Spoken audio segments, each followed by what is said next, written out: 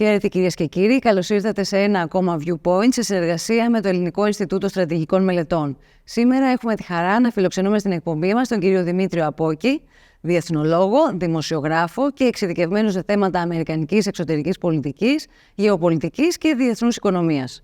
Καλώς ήρθατε κύριε Απόκη, χαρά μας πιστεύω. Για την πρόσκληση, καλώς σας βρήκα και χαίρομαι που είμαι εδώ. Ξεκινάμε φυσικά από το θέμα στο οποίο είστε εξειδικευμένος, στις αμερικανικές εκλογές. Αλλά ως εξής, βλέπουμε δύο πολέμους στην ευρύτερη περιοχή μας, οι οποίοι έχουν σταματήσει, εκτός από το περιστατικό στο Κούρσκ, έχουν σταματήσει να φέρνουν δραματικές εξελίξεις τον τελευταίο καιρό, αναμένοντας για το προς τα που θα κινηθούν το αποτέλεσμα των εκλογών. Έχει ξανασυμβεί κάτι τέτοιο? Τι σημαίνει αυτό για τον κόσμο? Πραγματικά, καταρχήν να ξεκινήσω από το γεγονός ότι στην ουσία δεν έχουν σταματήσει. Οι πόλεμοι συνεχίζονται. Βέβαια δεν συνεχίζονται με τέτοια ένταση που ήταν πριν από λίγο καιρό και σίγουρα δεν έχουν την κάλυψη από τα μέσα μαζικής ενημέρωσης διεθνώς που είχαν πριν από λίγους μήνες. Αυτό σίγουρα έχει να κάνει με τις αμερικάνικες εκλογές, γιατί πραγματικά είναι ίσως οι πιο κρίσιμες εκλογές που έχουν γίνει στις ΗΠΑ τον τελευταίο αιώνα. Πραγματικά δηλαδή είναι εξαιρετικά κρίσιμες, διότι κρίνονται δύο κόσμοι. Οι αντιλήψεις που κρίνονται σε αυτές τις εκλογές είναι εκ διαμέτρου αντίθετες και θα έχουν και το οποιοδήποτε αποτέλεσμα θα έχει τρομερή επιρροή στο πώς θα κινηθεί ο πλανήτης και κυρίως ο δυτικός κόσμος από τις 5 Νοεμβρίου και μετά. Για τους δύο πολέμους η επιρροή που θα έχει το αποτέλεσμα είναι ξεκάθαρη. Εάν έχουμε μια εκλογή της Κάμαλα Χάρις, θα έχουμε μια συνέχιση της πολιτικής της διακυβέρνησης Biden, που στην ουσία συντηρεί ένα πόλεμο, μάλλον δύο πολέμους. Κυρίως συντηρεί τον πόλεμο στην Ουκρανία. Είναι μεγάλη κουβέντα, δεν φτάνει μια εκπομπή να την κάνουμε, γιατί είναι τρομερές οι ευθύνες των ΗΠΑ και της κυβέρνησης των ΗΠΑ τα τελευταία χρόνια για το γεγονός ότι ξεκίνησε και συνεχίζεται αυτός ο πόλεμος στην Ουκρανία, αλλά σίγουρα δεν θα έχει και το credibility, να το πω έτσι, την αξιοπιστία για να βάλει ένα φρένο στις εξελίξεις στη Μέση Ανατολή. Νομίζω ότι θα φουντώσουν ακόμα περισσότερο τα πράγματα στη Μέση Ανατολή. Άρα είναι πραγματικά τρομερά μεγάλη η επιρροή του οποιοδήποτε αποτελέσματος σε αυτούς τους δύο πολέμους και μπορώ να κάνω και μία πρόβλεψη, δεν θέλω να βγω αληθινός, αλλά αν έχουμε μία εκλογή της κυρίας Χάρις, γιατί θα παραμείνει αυτό το σύστημα που είναι τώρα, που για την Αμερική τα τελευταία 4 χρόνια δεν την κυβερνάει ο πρόεδρος και ο αντιπρόεδρος, την κυβερνάει ένα σύστημα. Το λέγαμε για την Τουρκία, εμείς που ασχολούμαστε με τα ελληνοτουρκικά και τα διπλωματικά, το βαθύ κράτος το λεγόμενο. Υπάρχει πλέον βαθύ κράτος και στην Αμερική υπήρχε πάντα, αλλά η επιρροή του ποτέ δεν ήταν τόσο μεγάλη όσο ήταν στα χρόνια της τελευταίας διακυβέρνησης, λόγω των προβλημάτων του συγκεκριμένου πρόεδρου. Να μην κοροϊδευόμαστε, έχουμε πόσες μέρες τώρα, πόσους μήνες που επίσημα η Αμερική δεν έχει πρόεδρο. Το 46% του διαστήματος της προεδρίας Biden, ο κύριος Biden το έχει περάσει στην παραλία, σε διακοπές. Το 46% μέχρι σήμερα. Από όταν έγινε αυτή τη τραγική για τον ίδιο και για τις ΗΠΑ και για τη Δύση ολόκληρη, που το είδαμε στους δέκτες των τηλεοράσεων και όπου αλλού μπορούσε να το παρακολουθήσει κανείς, το debate μεταξύ του κυρίου Τραμπ και του κυρίου Biden, η Αμερική δεν έχει πρόεδρο. Είχαμε το βελούδινο πραξικόπημα που τον θέσανε εκτός υποψηφιότητας, ενώ έχει πάρει στις προκριματικές εκλογές 14,5 εκατομμύρια ψήφους. Έγινε η στέψη της κυρίας Χάρις χωρίς να έχει κερδίσει ούτε μία εκλογή προκριματική, ούτε να έχει θέσει τον εαυτό της σε κάλπη, σε οποιαδήποτε κάλπη. Είναι υποψήφιος ενός από τα δύο μεγάλα κόμματα των ΗΠΑ για τη θέση του Προέδρου των ΗΠΑ. Αυτά τα πράγματα είναι πρωτόγνωρα. Σε άλλες εποχές, αν είχαν συμβεί αυτά τα πράγματα ή αν είχε συμβεί κάτι αντίστοιχο και στο Λευκό Οίκο βρισκόταν ένας ρεπουμπλικάνος πρόεδρος, θα είχε καταρρεύσει το σύμπαν από τα μέσα μαζικής ενημέρωσης. Τώρα τίποτα. Αυτό πώς το εξηγείτε? Καταρχάς, πριν πάμε σε αυτό το ερώτημα, θα θέλαμε να μας πείτε, σε περίπτωση που εκλεγεί η κυρία Χάρις, μας εξηγήσετε, σε περίπτωση που εκλεγεί ο κύριος Τραμπ, η έκβαση αυτών των δύο πολέμων πώς αναμένεται να εξελιχθεί? Πιστεύω ότι σε πολύ σύντομο χρονικό διάστημα θα κλείσουν αυτοί οι πόλεμοι. Με τον ένα ή με τον άλλο τρόπο. Στη μεν Ουκρανία είναι σαφές, το βλέπουμε και από κάποιες κινήσεις που κάνει ο κύριος Πούτιν, αλλά κυρίως και από τις κινήσεις που κάνει ο Ζελένσκι στην Ουκρανία, ότι γνωρίζουν όλοι ότι αν υπάρξει μια προεδρία Τραμπ, θα κλείσει κάνουλα, να το πω λαϊκά. Δεν θα υπάρχουν λεφτά, το σκόρπισμα των δισεκατομμυρίων, οπότε θα αναγκαστεί να προσέλθει στο τραπέζι η Ουκρανία και η Ρωσία, γιατί θα μιλήσει σκληρά ο Τραμπ και στη Ρωσία, και αναγκαστικά θα πάνε σε διαπραγματεύσεις. Και με τον ένα με τον άλλο τρόπο θα υπάρξει μια διαπραγμάτευση και μια λύση. Στη Μέση Ανατολή, στη Γάζα, επειδή θα επανέλθει η σκληρή στάση των ΗΠΑ που υπήρχε επί διακυβερνήσεως Τραμπ προς το Ιράν, και εκεί θα ηρεμήσουν τα πράγματα πάρα πολύ γρήγορα και θα πάμε σε μια τελική λύση. Καταρχήν, πάμε σε μια προεκλογική εκστρατεία για μια τόσο κρίσιμη εκλογή με πόλεμο στη Μέση Ανατολή και κανείς δεν μιλάει για τα Abraham Accords, τις συμφωνίες του Αβραάμ, όπως τις λέμε στην Ελλάδα, οι οποίες ήταν μια επιτυχία της διακυβέρνησης Τραμπ, οι οποίες θα είχαν προχωρήσει ακόμα περισσότερο. Θα είχε μπει και η Σαουδική Αραβία, θα είχαν μπει και άλλα κράτη. Θα είχε γίνει η απόλυτη συμφωνία και μια γεφύρωση μεταξύ των Αράβων και του Ισραήλ, αν δεν είχε χάσει τις εκλογές ο Τραμπ. Αυτά δεν τα λέει κανένας, δεν συμφέρουν κάποιους να τα λένε, αλλά θα επανέλθουμε σε αυτό το κλίμα. Υπάρχει αυτή η προοπτική με όλα όσα έχουν γίνει σε αυτό το μεσοδιάστημα από την προηγούμενη προεδρία Τραμπ, εάν επανέλθει? Καταρχήν, να σας πω κάτι για την πιθανότητα που θα έχουμε μια νέα προεδρία Τραμπ. Η νέα προεδρία Τραμπ, η δεύτερη θητεία του, δεν θα έχει καμία σχέση με την πρώτη. Πρώτον, γιατί ο ίδιος ο πρώην πρόεδρος των ΗΠΑ, ο κ. Τραμπ, είναι πολύ πιο έμπειρος, ξέρει πλέον με τι έχει να κάνει. Και δεύτερον, επειδή θα πρόκειται για ένα τρομερό political comeback, όπως το λένε, μια επαναφορά πολιτική, θα είναι πάρα πολύ δύσκολο για κάποιους να τον σκάψουν, να το πω έτσι. Γιατί στην πρώτη τετραετία του, στην ουσία ο κύριος Τραμπ τη μεγαλύτερη μάχη την έδινε μέσα στην ίδια την κυβέρνησή του. Το θυμόμαστε όλοι, διόριζε υπουργούς και αναγκαζόταν σε ένα εξάμηνο, σε ένα χρόνο να τους αλλάξει, διότι στην ουσία δεν εφάρμοζαν την πολιτική του. Δηλαδή πολεμούσε σαν πρόεδρος των ΗΠΑ με το ίδιο το σύστημα της Ουάσιγκτον για να μπορέσει να κυβερνήσει. Τώρα το ξέρει, μάλιστα έκανε μια δήλωση ο Ρόμπερτ Κέννεντι που τον στήριξε και τον στηρίζει και είπε ότι ο ίδιος ο Τραμπ του έχει πει «Τώρα ξέρω τι πρέπει να κάνω».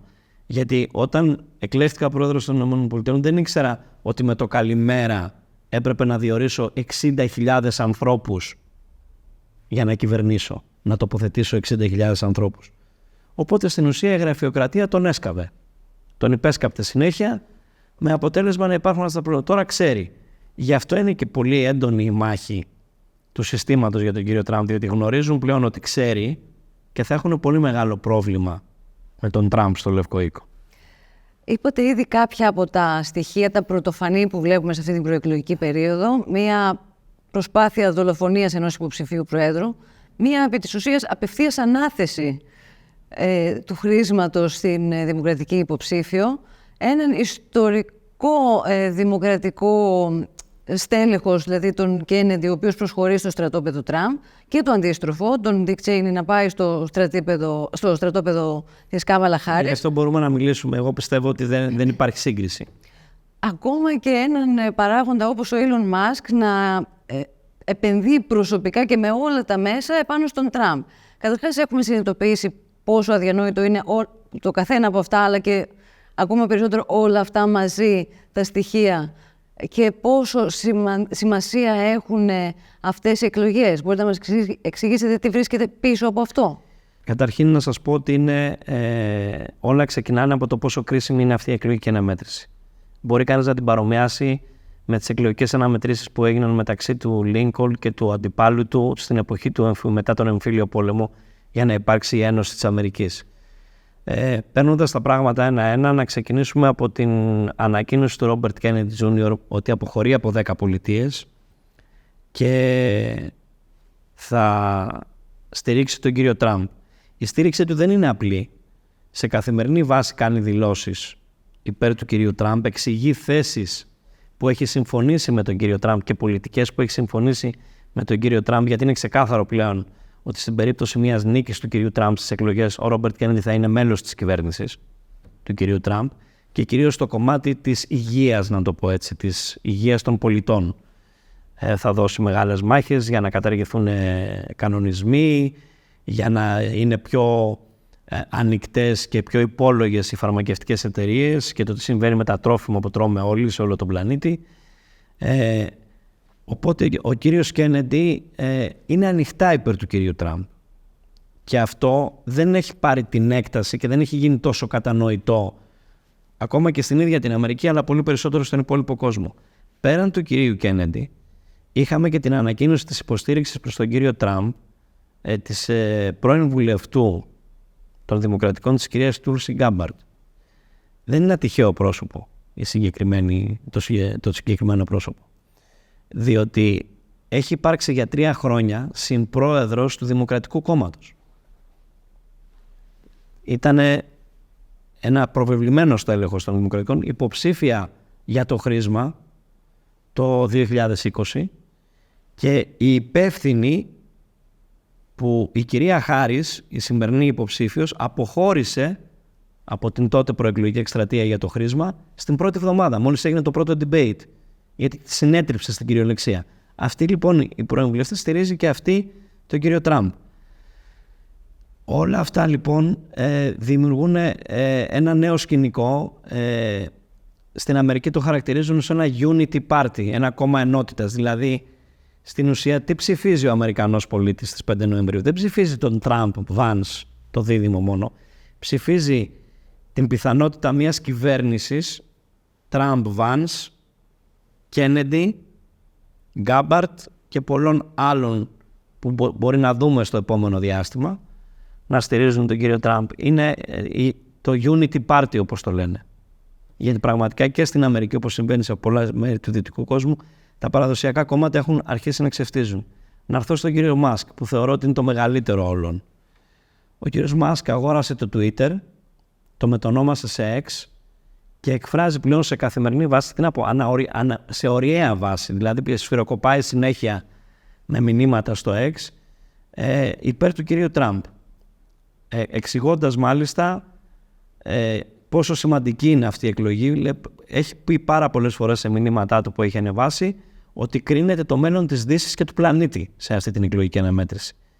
Είναι λοιπόν μια εξέλιξη αυτή πρωτοφανής που δεν την έχουμε ξαναδεί ποτέ και ο κύριος Μάσκ είναι ένας γεωεπιχειρηματίας ο οποίος παίζει ένα ρόλο πλέον ανοιχτά που πολλοί συζητούσαμε ότι θα παίζουν οι γεωεπιχειρηματίες και εάν πραγματικά έχουμε μια εκλογή του κυρίου Τραμπ θα είναι η πρώτη φορά στην ιστορία του πλανήτη που ένας επιχειρηματίας θα έχει καθορίσει μια πολύ κρίσιμη εκλογική αναμέτρηση στη μεγαλύτερη δημοκρατία του κόσμου και στην πιο ισχυρή δημοκρατία του κόσμου. Αυτό πραγματικά είναι, πιστεύω ότι θα γραφτούν πάρα πολλά βιβλία και θα γίνουν πάρα πολλές μελέτες. Ένα βιβλίο ήδη έχει γραφτεί στη χώρα μας, του κ. Κοψαχίλη, πραγματικά εκπληκτικό βιβλίο, το οποίο εξηγεί όλο αυτό που σας είπα εγώ όσο πιο περιεκτικά μπορώ. Ο Βασίλης το ξέρει πολύ καλύτερα και πραγματικά θα το δούμε να εξελίσσεται αυτό. Όσον αφορά εμάς, την Ευρώπη και την Ελλάδα, από την στάση των δύο υποψηφίων, τι έχουμε καταλάβει, ποιοι είναι οι σύμβουλοι τους, ποια θα είναι η πολιτική τους σε σχέση με εμάς?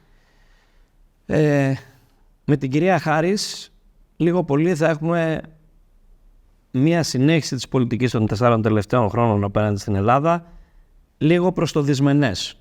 Γιατί το λέτε αυτό? Το λέω αυτό γιατί ξέρω προσωπικά, είναι φίλος, έχουμε καιρό να μιλήσουμε βέβαια. Ο βασικός της σύμβουλος, που είναι και επίσημα σύμβουλος εθνικής ασφάλειας της αντιπροέδρου Χάρις στην κυβέρνηση Biden, είναι ο Φίλιπ Γκόρντον. Ο κύριος Γκόρντον λοιπόν είναι ένας άνθρωπος ο οποίος προέρχεται από τη γενιά των Αμερικανών διπλωματών, να το πω έτσι, και ειδικών και επιστημόνων, που έχει γαλουχηθεί στη λογική της στρατηγικής σημασίας της Τουρκίας. Πιστεύει ότι η Τουρκία είναι μια χώρα στρατηγικής σημασίας. Πριν από λίγες εβδομάδες, μήνες, στις 8 Μαρτίου, είχε 2 και πλέον ώρες συνάντηση στην τουρκική πρεσβεία της Ουάσιγκτον με τον κύριο Φιντάν. Δεν έχει δει Έλληνα αξιωματούχο, τον κύριο Φιντάν είδε για 2 και παραπάνω ώρες. Επίσης, έχει χρηματίσει υφυπουργός εξωτερικών για την περιοχή μας, στο State Department, στην εποχή της διακυβέρνησης Ομπάμα. Και τότε είχε κάνει την περιώνυμη δήλωση: αν θέλετε υδρογονάρθρα και στο Αιγαίο, πρέπει να τα βρείτε με την Τουρκία. Από την τότε κυβέρνηση είχε πάρει την απάντηση που αρμόζει. Δεν ξέρω ποια απάντηση θα πάρει από τη σημερινή. Αν κούφια η ώρα ξαναβρεθεί σε θέση πολύ μεγαλύτερη πιθανόν από αυτή που είχε τότε. Γιατί μπορεί να είναι και ο Υπουργός Εξωτερικών. Μπορεί να είναι και ο Σύμβουλος Εθνικής Ασφαλείας στο Λευκό Οίκο, μιας Προέδρου χάρης. Επί διακυβερνήσεως Τραμπ, γιατί πολλά ακούγονται, να θυμίσω 2 πολύ σύντομα πράγματα. Ο κύριος Τραμπ ήταν που επέβαλε κυρώσεις στην Τουρκία για το χάλιβα και το ατσάλι. Ο κύριος Τραμπ ήταν που με τον Μπάστορα που κρατούσαν, βγήκε και είπε προς τον Ερντογάν τότε: ή τον απελευθερώνεις, θα σου διαλύσω την οικονομία. Και τον απελευθέρωσε. Ο κύριος Τραμπ ήταν πρόεδρος των Ηνωμένων Πολιτειών όταν μπήκαν οι κυρώσεις του νόμου Κάτσα προς την Τουρκία που ισχύουν ακόμα, που οδήγησαν και στο να πεταχθεί η Τουρκία από το πρόγραμμα των F-35. Όλα αυτά τα ξεχνάμε και δυστυχώς δεν τα ξεχνάμε εμείς. Τα ξεχνάνε και οι Ελληνοαμερικάνοι, το λόμπι μας, εντός εισαγωγικών, που όλοι βρίσκονται προς την πλευρά της κυρίας Χάρης οι περισσότεροι. Ευτυχώς μόνο οι λομπίστες, όχι οι Ελληνοαμερικανοί πολίτες που ψηφίζουν εκεί, γιατί αυτοί 80% και πλέον ψηφίζουν Τραμπ. Άρα λοιπόν εγώ είμαι αισιόδοξος. Αυτά που είπατε ισχύουν και για το παρόν. Και για το παρόν, δεν έχει αλλάξει τίποτε. Από πού το βλέπουμε αυτό? Με ανθρώπους που μιλάω από την Αμερική, και αλλά και περισσότεροι, τα γνωστά ονόματα που ακούμε στην Ελλάδα έχουν ταχθεί με την πλευρά της κυρίας Χάρης. Με τους δημοκρατικούς πάντα ήταν ταγμένοι εκεί. Η ερώτηση αφορούσε αν και στο παρόν ο κύριος Τραμπ θα είναι το ίδιο κάθετος και ακέραιος. Αυτό θα σας έλεγα τώρα, πολύ σύντομα, ότι όλα εξαρτώνται, ακόμα και σε μια διακυβέρνηση Χάρης, αλλά κυρίως σε μια διακυβέρνηση Τραμπ, από εμάς. Από το αν η χώρα έχει εθνική στρατηγική. Θα σας πω πολύ σύντομα μια ιστορία. Όταν ξεκινούσα την καριέρα μου ως δημοσιογράφος, ήμουνα 25-26 χρονών. Πήρα την πρώτη μου συνέντευξη από τον αείμνηστο στο Ελληνοαμερικάνο γερουσιαστή Τζον Σαρμπάνι. Ίσως ο μεγαλύτερος Έλληνας που έχει περάσει από την Αμερική. Και όταν τελειώσαμε τη συνέντευξη, εγώ νεαρός τότε, είχα τρέμαν τα πόδια μου, είναι γερουσιαστής όλα αυτά. Μου λέει, μικρέ, το θυμάμαι σαν τώρα, πάμε στο γραφείο, μου λέει, να πιούμε ένα καφέ, να σου πω 2 πράγματα. Εγώ πήγα και μου λέει, επειδή ξεκινάς τώρα την καριέρα σου, θα σου πω ένα πράγμα, μου λέει, και να το θυμάσαι πάντα αυτό. Οι Έλληνες έρχονται εδώ στην Ουάσιγκτον πάντα και το μόνο που κάνουν είναι η κακιά Τουρκία, η έτσι η Τουρκία, η άλλο η Τουρκία. Δεν έρχονται ποτέ με ελληνική εθνική στρατηγική. Όσο το κάνουν αυτό, μονίμως θα έχουμε προβλήματα. Το λέω σε όλους, το λέω σε υπουργούς, το λέω σε δημοσιογράφους, μου είχε πει. Έχουν περάσει 30 χρόνια από τότε που μου το είπε. Και ακόμα ισχύει. Αν δεν διαμορφώσουμε εθνική στρατηγική, αν πάμε στο Τραμπ, είναι πρόεδρος ο Τραμπ, επειδή έχει και το μυαλό του επιχειρηματία, λειτουργεί με μια λογική που είναι πολύ συγκεκριμένη. Πρέπει να το αποδείξεις όταν συζητάς και διαπραγματεύεσαι μαζί του, ότι αυτό που του προτείνεις και αυτό που του λες είναι και προς το συμφέρον της Αμερικής. Αυτό εμείς μπορούμε να το κάνουμε. Γιατί μπορούμε να το κάνουμε? Γιατί έχουμε μια Τουρκία η οποία είναι σαφώς αντιδυτική. 5η φάλαγγα μέσα στο ΝΑΤΟ, δεν στηρίζει τη Δύση πουθενά, στην ουσία, έκανε αίτηση για να μπει στα BRICS. Μόλις το ακούσει ο Τραμπ αυτό, μόνο που θα το ακούσει, δεν μπορούν να φανταστούν τι σημαίνει αυτό. Αλλά κάποιος πρέπει να το πει εξηγώντας του στο πλαίσιο μιας εθνικής στρατηγικής που να το αποδεικνύει γιατί πρέπει να στηρίξει την Ελλάδα η Αμερική, γιατί η Ουάσιγκτον πρέπει να στηρίξει την Ελλάδα, γιατί είναι προς το συμφέρον της Αμερικής. Θα μπορούσατε να μας το εξηγήσετε με λίγες προτάσεις? Γιατί είναι στο συμφέρον και της Ελλάδος και της Αμερικής η Αμερική να στηρίξει την Ελλάδα σε αυτή την... Πολύ απλά, γιατί έχεις μια χώρα που σταθερά και αταλάντευτα στηρίζει μονίμως τα συμφέροντα της Δύσης και των Ηνωμένων Πολιτειών. Έχεις μια χώρα που αυτή τη στιγμή έχει τη Σούδα που την έχει τόσα χρόνια, τη σημαντικότερη βάση των Ηνωμένων Πολιτειών σε παγκόσμια κλίμακα, ακόμα περισσότερο σημαντική και από τις βάσεις του Ειρηνικού. Έχεις το Στεφανοβίκαιο, έχεις τις εγκαταστάσεις στην Καλαμάτα, έχει στην ουσία η Αλεξανδρούπολη, πολύ σωστά το επισημαίνεται, ακόμα ίδιας και βαρύνουσας σημασίας με τη Σούδα, σε άλλο γεωοικονομικό πλέον πλαίσιο και όχι μόνο. Οπότε εκεί εξηγεί στον Τραμπ ότι έχεις να κάνεις με μια χώρα η οποία είναι στην ουσία αμερικανική βάση, με μηδέν κόστος, γιατί δυστυχώς και εκεί δεν έχουμε εθνική στρατηγική, ενώ έχουμε δώσει όλα αυτά που σας περιέγραψα, πληρώνουμε κιόλας παραπάνω. Και F-35 θα αγοράσουμε και το ένα θα κάνουμε και το άλλο θα κάνουμε. Ποιες είναι οι απολαβές? 0. Ποιες θα μπορούσαν να είναι οι απολαβές, δηλαδή θα μπορούσαμε να διεκδικήσουμε και να κερδίσουμε? Καταρχήν θα έπρεπε να έχουμε την ανοιχτή και αμέριστη στήριξη της Αμερικής να κάνουμε μια διαπραγμάτευση, όχι με το διεθνές δίκαιο. Δεν είμαι εναντίον του διεθνούς δικαίου, διεθνολόγος είμαι. Αλλά η λογική της επίκλησης του διεθνούς δικαίου σε καθημερινή βάση είναι ξεπερασμένη. Είναι οι ανθρώπους που δεν καταλαβαίνουν από διεθνείς σχέσεις και δεν καταλαβαίνουν από εξωτερική πολιτική. Το διεθνές δίκαιο είναι ένα εργαλείο στήριξης μιας στρατηγικής που πρέπει να έχεις για να κάνεις διαπραγμάτευση. Η Αμερική αυτό που πρέπει να κάνει και συμφέρει και την ίδια, όχι μόνο εμάς, είναι να μας στηρίξει στο Αιγαίο. Να βάλει ένα φρένο ξεκάθαρο και να πει τα κυριαρχικά δικαιώματα της Ελλάδας και η εθνική της κυριαρχία και η εδαφική της ακεραιότητα υπάρχουσα, γιατί εμείς δεν διεκδικούμε τίποτε. Δεν διεκδικεί η Ελλάδα τίποτε. Όχι, η Ελλάδα έχει ένα laundry list, η Τουρκία έχει ένα laundry list απίστευτο διεκδικήσεων. Πρέπει να βγει λοιπόν η Αμερική και να μας στηρίξει ανοιχτά και να πει stop, εδώ εγγυώμαι εγώ. Αυτό. Και αυτό το καταλαβαίνει η Τουρκία. Αν γίνει, όλα θα τελειώσουν. Άρα καταλήγουμε πάλι σε αυτό που λέω πάντα και το έχω γράψει και πολλές φορές και δεν θα πάψω ποτέ να το λέω. Πρέπει να διαμορφώσουμε μια εθνική στρατηγική που στο κέντρο της θα έχει το εθνικό συμφέρον της Ελλάδος και τίποτε περισσότερο. Και η εθνική στρατηγική πρώτα πρέπει να απευθυνθεί και να εξηγηθεί με ξεκάθαρο τρόπο, χωρίς περιστροφές, προς τους συμμάχους μας πρώτα, κυρίως προς την Αμερική. Γιατί όταν μιλάμε για συμμάχους, όλα ξεκινάνε και τελειώνουν στις ΗΠΑ. Η Ευρώπη και η Ευρωπαϊκή Ένωση δεν υπάρχει.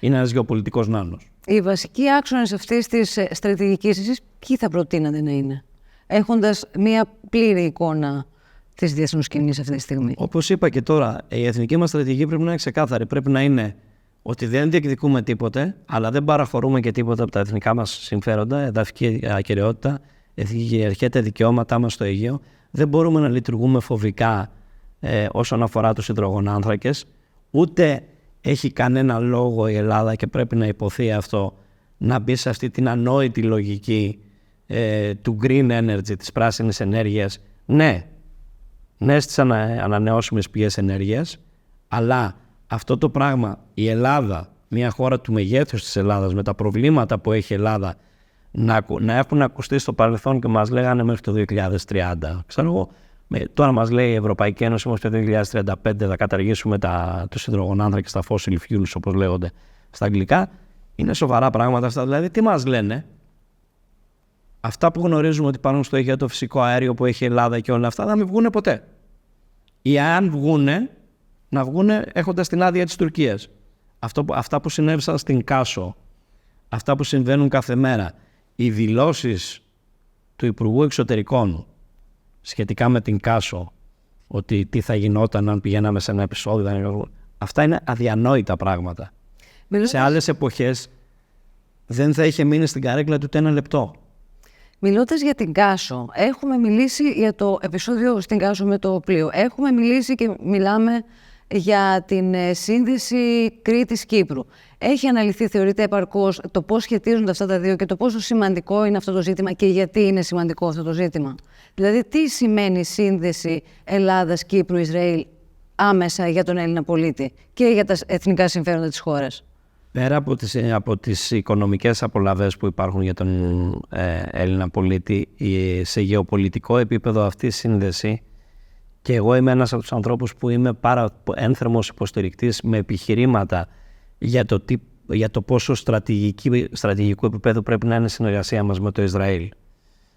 Είμαστε οι δύο χώρες και οι δύο λαοί στην ευρύτερη περιοχή της Νοτιοανατολικής Μεσογείου που μας συνδέουν πάρα πολλά και ιστορικά, αλλά πέρα από την ιστορική σύνδεση μεταξύ των δύο λαών και των δύο εθνών, υπάρχει και κάτι άλλο. Είμαστε δύο χώρες, λίγο πολύ του ιδίου μεγέθους, οι οποίες απειλούμεθα σε καθημερινή βάση. Και αυτό έπρεπε να μας έχει φέρει πάρα πολύ κοντά και να μην έχουμε φοβικά σύνδρομα ούτε με το Ισραήλ. Για παράδειγμα, η Ελλάδα είναι απαράδεκτο για μένα, προσωπική άποψη εκφράζω, ως αναλυτής, που δεν έχει αναγνωρίσει την Ιερουσαλήμ ως πρωτεύουσα του Ισραήλ. Έπρεπε να το έχουμε κάνει χθες αυτό. Για πολλούς και διάφορους λόγους. Και πρέπει να ενισχύσουμε τη συνεργασία μας. Και αυτό που συμβαίνει με τη σύνδεση Ισραήλ-Κύπρου-Ελλάδος, που εύχομαι να προχωρήσει, αλλά δεν ξέρω αν θα προχωρήσει τελικά έτσι όπως πάνε τα πράγματα, είναι επικώς απαράδεκτο. Δείχνει άλλη μια φορά ότι δεν έχουμε εθνική στρατηγική και λειτουργούμε με ένα φοβικό σύνδρομο. Λειτουργούμε ως υποτελείς της Τουρκίας. Εναλλακτικά, τι θα μπορούσαμε να αντιτείνουμε ως δυνατό μας σημείο? Καταρχήν, έχουμε δώσει αρκετά πράγματα στο Ισραήλ. Το να εκπαιδεύονται οι πιλότοι τους στο δικό μας χώρο, σε άλλα επίπεδα που έχουμε συνεργασία, αλλά θα έπρεπε να είμαστε Κοιτάξτε, το Ισραήλ και ο λαός του είναι ένας λαός και μια χώρα η οποία έχουν περάσει πολλά, συνεχίζουν να περνάνε πολλά και δεν ξεχνάνε όταν τους στηρίζει στη δύσκολη ώρα. Ακόμα και μια ξεκάθαρη φραστική στήριξη δημόσια μετράει πάρα πολύ για το Ισραήλ, ακόμα και στη συγκεκριμένη και ειδικά σήμερα που μιλάμε, που το Ισραήλ λόγω του συστήματος που κάνει κουμάντο στο δυτικό κόσμο δέχεται μια τρομερή επίθεση σε επίπεδο δημοσίων σχέσεων. Η Ελλάδα λοιπόν έπρεπε να ήταν στο πλευρό του Ισραήλ. Δεν είμαστε απέναντι, αλλά δεν είμαστε όσο θα μπορούσαμε να είμαστε και όσο πρέπει κατά τη γνώμη μου να είμαστε. Και όλα αυτά εντάσσονται στο πλαίσιο της εθνικής στρατηγικής. Κινδυνεύουμε να χάσουμε την Αίγυπτο, η οποία είχε ξεκινήσει επί κυβερνήσεως Αντώνη Σαμαρά, είχε ξεκινήσει μια πάρα πολύ καλή συνεργασία, η οποία δεν πρόλαβε να ολοκληρωθεί. Και αν είχε ολοκληρωθεί θα ήταν πολύ συμφέρουσα για την Ελλάδα. Εδώ να θυμίσουμε ότι ο κ. Σαμαράς είχε δεχτεί τότε τρομερή κριτική σε επίπεδο Ευρωπαϊκής Ένωσης. Γιατί ήταν ο μοναδικός Ευρωπαίος ηγέτης που στήριξε τον Σίση με το καλημέρα, γιατί είχε καταλάβει την απειλή των αδελφών μουσουλμάνων. Και τότε στυλίτευαν πολύ τον κ. Σαμαρά για αυτή τη στήριξη, η οποία όμως αποδείχτηκε ότι αυτά που έλεγε ο κ. Σαμαράς έχουν έρθει όλοι εκεί κάποια χρόνια μετά και καταλάβανε. Κινδυνεύουμε λοιπόν συμμαχίες οι οποίες είχε γίνει μια πάρα πολύ καλή δουλειά, ένα πολύ καλό ξεκίνημα και είχαν μπει πολύ γερές βάσεις σε αυτές τις συμμαχίες, να τις χάσουμε προς την πλευρά της Τουρκίας ή να χάσουμε κάποια πράγματα προς την πλευρά της Τουρκίας επειδή εμείς δεν έχουμε εθνική στρατηγική. Αναδιατυπώνω μάλλον ένα προηγούμενο ερώτημα. Δίνουμε τη στήριξή μας στο Ισραήλ, παρέχουμε και τη βάση της Σούδας για την άμυνα, την υποβοήθηση της άμυνας του, δίνουμε την Αλεξανδρούπολη προς την Ουκρανία και την δίωδο αυτή, δίνουμε την αμέριστη στήριξή μας στην Ευρωπαϊκή Ένωση και τάσσομαστε 100% μαζί τους στις αποφάσεις και μάλλον για το ρωσο-ουκρανικό δεν έχει κάποια σαφή απόφαση για το μεσανατολικό. Τι παίρνουμε? Αυτό που παίρνουμε είναι ότι έχει γίνει πολύ λόγος, το έχουμε ακούσει πάρα πολλές φορές ως δήλωση, η σωστή πλευρά της ιστορίας. Τι θα μπορούσαμε να διεκδικήσουμε και να κερδίσουμε? Αυτό που θα πρέπει να διεκδικήσουμε έχοντας μια έξυπνη διαπραγματευτική πολιτική, κυρίως εθνική στρατηγική, είναι να έχουμε συμμαχίες πολύ γερές που θα στηρίξουν και θα στηρίζουν σε καθημερινή βάση και θα είναι ξεκάθαρες ως προς αυτή τη στήριξη την εδαφική μας κυριαρχία και τα εθνικά μας συμφέροντα ως χώρα. Γιατί αυτή τη στιγμή, ακριβώς επειδή δεν έχουμε εθνική στρατηγική, δίνουμε τη δυνατότητα στους συμμάχους μας να κάνουν ένα διαπραγματευτικό παιχνίδι. Κυρίως να το πω πολύ απλά, και για την Ουάσιγκτον και για πολλούς άλλους συμμάχους, είμαστε δεδομένοι. Σου λέει εντάξει, η Ελλάδα θα είναι μαζί μας. Άσε να παίξουμε και από εκεί να δούμε πώς μπορούμε να κρατήσουμε και την Τουρκία, τι μπορούμε να της δώσουμε, γιατί οι Έλληνες δεν θα φωνάξουν, μαζί μας θα είναι. Αυτή η λογική, επειδή έχει πλέον κατασταλάξει στο μυαλό των συμμάχων και στις γραφειοκρατίες στην Ουάσιγκτον χρόνια πάρα πολλά και στην Ευρωπαϊκή Ένωση, αν και αυτή είναι για αλλού γενικά, αλλά την ίδια, αυτό το πράγμα που έχει κατασταλάξει να μας θεωρούν δεδομένους και ότι δεν θα δημιουργήσουμε πρόβλημα, πλήττει αφάνταστα τα εθνικά συμφέροντα. Πάμε να εξετάσουμε ένα άλλο θέμα τώρα. Την δημοσιογραφία και τον τρόπο που γίνεται η δημοσιογραφία σε σχέση ειδικά με τα γεωπολιτικά, διεθνή και εθνικά θέματα. Μόλις πριν λίγους μήνες έγινε μία έρευνα σύμφωνα με την οποία οι πολίτες εμπιστεύονται, 1 στους 10 πολίτες, δηλαδή για την ακρίβεια 12% εμπιστεύεται τα μέσα ενημέρωσης. Για τα θέματα που μόλις είπαμε, που ασχολείστε κι εσείς κατά κύριο λόγο, θεωρείτε ότι γίνεται με το σωστό τρόπο, στο σωστό βάθος η ενημέρωση του ελληνικού κοινού? Κατά τη γνώμη μου όχι. Και είμαι από αυτούς που πιστεύουν ότι, γιατί όλα συνδέονται, όλα αυτά που συζητήσαμε, ξεκινώντας δηλαδή από τις αμερικάνικες εκλογές, πώς γίνεται η κάλυψη, τα εθνικά μας θέματα εδώ, το τι γίνεται στην Ευρώπη. Για αρκετά χρόνια πλέον, τα μέσα μαζικής ενημέρωσης δεν επιτελούν το ρόλο τους. Έχουν εξελιχθεί σε μοχλός και εργαλείο του συστήματος που κυβερνά στο δυτικό κόσμο. Δηλαδή, περνάνε κυρίως τις απόψεις, τις κυβερνητικές, να το πω έτσι, με ελάχιστες εξαιρέσεις που ψάχνει κανείς πολύ, πρέπει να είναι πολύ, πώς να το πω, ψαγμένος για να αρχίσει να ψάχνει να βρίσκει τις εκπομπές, τα κανάλια, στο ίντερνετ, όλα αυτά που θα γίνει, θα ακούσει μια ανοιχτή συζήτηση. Τα legacy media, όπως τα λέει ο Μάσκ, τα συστημικά media, να το πω έτσι, δεν επιτελούν το ρόλο τους να κάνουν μια ανοιχτή συζήτηση. Δηλαδή, να πας σε ένα κανάλι και να έχεις στο τραπέζι τις ακριβώς αντίθετες απόψεις και να γίνει μια ανοιχτή συζήτηση, να ακουστούν όλα. Να μην έχουμε το φοβικό σύνδρομο, μην υποθεί αυτό, γιατί η κυβέρνηση, ξέρω εγώ, βλέπουμε τι γίνεται στην Αμερική αυτή τη στιγμή. Από τα συστημικά μέσα μαζικής ενημέρωσης στην Αμερική, το ABC, ένα από τα μεγάλα δίκτυα της αμερικάνικης τηλεόρασης, από τα παραδοσιακά, έχει 100% θετική κάλυψη για την κυρία Χάρις, 83% αρνητική κάλυψη για τον Τραμπ. Τι άλλο να πω. Γι' αυτό έχει φύγει ο κόσμος. Επίσης ο κόσμος, σε αντίθεση με το ότι πιστεύουν οι περισσότεροι στα συστημικά media και οι ηγεσίες, θέλει την αντιπαράθεση να τη δει στις οθόνες του, να την ακούσει. Θέλει να δει την αντιπαράθεση των απόψεων, την ανοιχτή, την ειλικρινή, για να ενημερωθεί, για να μπορέσει να σχηματίσει άποψη. Θέλει το τσιτάτο, αυτό το πράγμα, δηλαδή αυτό το πεθαμένο που ζούμε εδώ και πολλά χρόνια, ότι βγαίνουν όλοι. Βλέπετε τι γίνεται στη χώρα μας στο τελευταίο διάστημα. Τι συζητάμε τόση ώρα εδώ πέρα, όλα αυτά τα σοβαρά θέματα που έχουν να κάνουν με το δυτικό κόσμο και το μέλλον του δυτικού κόσμου και σε τελική ανάλυση με την καθημερινή ζωή μας, την καθημερινότητά μας ως πολίτες της Δύσης και των χωρών της Δύσης, της Ευρώπης, της Αμερικής. Και τι συζητάμε εδώ στην Ελλάδα? Συζητάμε αυτά. Εντάξει, αναλύσεις υπάρχουν, δεν λέω ότι δεν υπάρχουν αναλύσεις, αλλά πρέπει να ψάξεις να τις βρεις. Τι συζητάμε σε συστημικά media? Το Σύριελ Κασελάκη, 2 χρόνια πόσο πάει τώρα. Το Πασόκ που ψάχνει να βρει πρόεδρο. Το που πήγε η τάδε κυρία και φωτογραφήθηκε, αν φωτογραφήθηκε με το μαγιό και πόσες φωτογραφίες έβγαλε. Τίποτα. Άρα λοιπόν έχουμε τρομερή ευθύνη για την κατάπτωση που έχει υποστεί η κοινωνία μας και εδώ, αλλά και σε όλο το δυτικό κόσμο. Αυτό που θα προτείνατε εσείς είναι πώς θα μπορούσε να αλλάξει αυτό? Τι θα προτείνατε εναλλακτικά? Δηλαδή, μπορεί κατά συνείδηση ο δημοσιογραφικός κόσμος να επανέλθει στο λειτουργήμά του, ή είναι όλα ελεγχόμενα από κάποια μεγάλα συμφέροντα και δεν μπορεί να κινηθεί?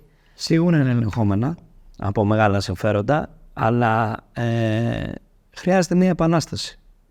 Πολύ απλά να το πω έτσι, δηλαδή, όσοι ακόμα. Όταν λέτε επανάσταση, ποια μορφή θα μπορούσε να έχει αυτό? Να αντιδράσουν οι δημοσιογράφοι, αυτοί που επιτελούν αυτό το κάποτε λειτουργήμα, γιατί πλέον δεν αποτελεί λειτουργήμα.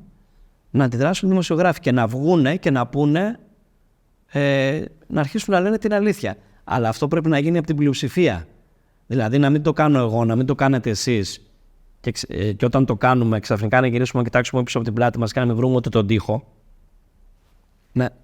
Να γίνει μια μαζική κίνηση από όλο το δημοσιογραφικό κόσμο σε όλες τις χώρες, όχι μόνο στην Ελλάδα, που να αρχίσουμε να συζητάμε τα πράγματα. Να συζητάμε πραγματικά τι γίνεται στην οικονομία. Δηλαδή, για παράδειγμα, να συζητήσουμε ξεκάθαρα ότι είμαστε μια χώρα που δεν παράγουμε τίποτα. Είμαστε μια χώρα που έχουμε υπηρεσίες. Τι συζητάμε τα τελευταία χρόνια? Έχω ξεχάσει πόσα καλάθια έχουμε ανακοινώσει και έχουν ανακοινωθεί. Νομίζω και πρόσφατα, τις τελευταίες μέρες, κάποια καλάθια ανακοινώθηκαν πάλι. Τα καλάθια θα σώσουν την οικονομία της χώρας? Έχουμε μια εθνική στρατηγική? Υπάρχει σοβαρή πολιτική συζήτηση για το τι γίνεται στην αγροτική πολιτική της χώρας μας, που έχει εξαφανιστεί η γεωργία στην Ελλάδα? Μια κατεξοχήν γεωργική χώρα με καλή παραγωγή, με προϊόντα που εξάγαμε. Έχουμε συζητήσει πού είναι η ελληνική βιομηχανία, με κάποιες εξαιρέσεις φωτεινές, οι οποίες έχουν στραφεί κυρίως προς τα έξω.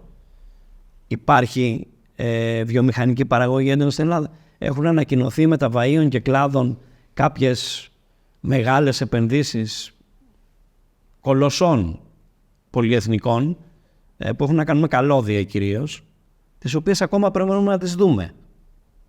Και δεν ξέρω αν θα τις δούμε. Όλα αυτά λοιπόν έχουμε ευθύνη εμείς να τα αναδείξουμε και να εισαγάγουμε προς την κοινωνία μια ανοιχτή κουβέντα με όλες τις απόψεις. Μπορεί αυτά που λέω εγώ να είναι λάθος. Δεν επικαλούμε το αλάθητο, αλλά έχω κάποιες απόψεις. Να ακουστούν και οι δικές μου, να ακουστούν και των αλλωνών. Γιατί αυτό θα φέρει ενημέρωση και θα ευαισθητοποιήσει τον κόσμο. Περισσότεροι Έλληνες δεν ξέρουν την ιστορία τους. Να μην πάμε στο θέμα της εκπαίδευσης. Ας παραμείνουμε για μία ακόμα ερώτηση στο θέμα των media. Θεωρείτε ότι επηρεάζει την ισχύ μιας χώρας ο τρόπος ενημέρωσης? Δηλαδή, αν όλοι οι άλλοι παράγοντες παραμένουν ίδιοι, θα μπορούσε να κάνει πιο ισχυρή, πιο ανίσχυρη μια χώρα το πόσο ενημερωμένο είναι το κοινό? Θα μπορούσε να την κάνει πανίσχυρη μια χώρα, άμα ήταν ενημερωμένο το κοινό. Διότι αν ήταν, για παράδειγμα, αν υπήρχε μια ουσιαστική συζήτηση για την εθνική μας πολιτική, για την εξωτερική μας πολιτική, και ήταν ενημερωμένος ο πολίτης, θα υπήρχε η ευαισθητοποίηση και η στήριξη προς τις πολιτικές δυνάμεις του τόπου να εφαρμόσουν μια εθνική στρατηγική. Δεν ξέρω κατά πόσο, επειδή ακριβώς δεν είναι τόσο ενημερωμένος ο πολίτης και δεν έχει ευαισθητοποιηθεί για το πόσο επικίνδυνα είναι τα πράγματα, για το πόσο κρίσιμες είναι οι στιγμές που ζούμε, εάν κούφια η ώρα που τα ακούει γίνει μια στραβή, ποια θα είναι η στήριξη από τον κόσμο για να την ξεπεράσουμε?